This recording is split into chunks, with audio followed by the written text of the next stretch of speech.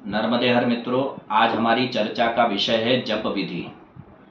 श्रीमती सुनीता जी जोशी का विशेष निवेदन था कि आप जप विधि के ऊपर एक वीडियो बनाइए।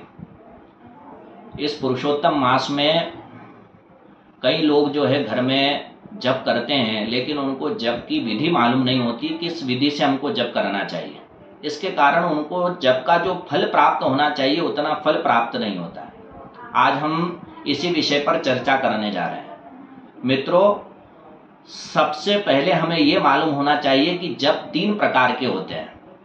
नरसिंह पुराण के अनुसार वाचिकश्च उपांशुश्च मानसस्त्रिविधः स्मृतः जप 3 प्रकार के कहे गए हैं। सबसे पहला होता है वाचिक जप।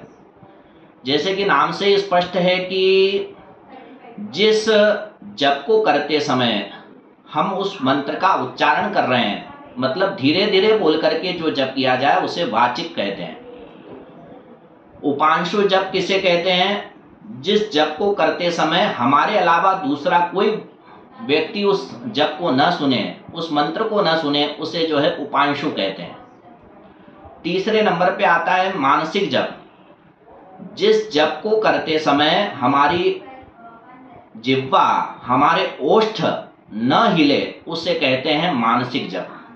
मित्रों, इन तीनों जपों में मानसिक जप जो है वो सर्वश्रेष्ठ कहा गया है, अर्थात उत्तरोत्तर क्रम से ये जप जो है श्रेष्ठ होते हैं।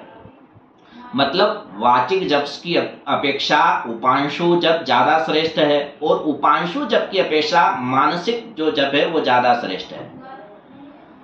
अब हम चर्चा करने जा रहे हैं जप की गणना का। इस विषय पर भी जो है कई प्रश्न हमारे पास आए हैं कि जप की गणना कैसे करना चाहिए। साधारणतया सभी लोग जो है जप की गणना धान्य, पुष्प और अक्षत इत्यादि से करते हैं, जो हमें कभी नहीं करना चाहिए।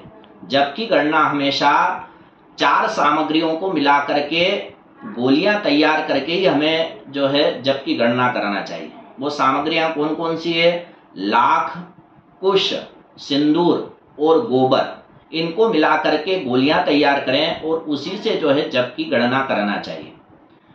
फिर हम गलती करते हैं जप करते समय, कई लोग माला को इस प्रकार से हाथ में लेकर के जो है जप करते हैं। ऐसा हमें कभी नहीं करना चाहिए। माला को हमेशा ढक करके, एक कपड़े या गोमुखी इस प्रकार से ढक करके ही जो है जप करना चाहिए।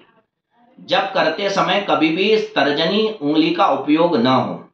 इस तर्जनी उंगली, जो पहली उंगली जो होती है ना, उसका उपयोग कभी नहीं करना चाहिए जप में।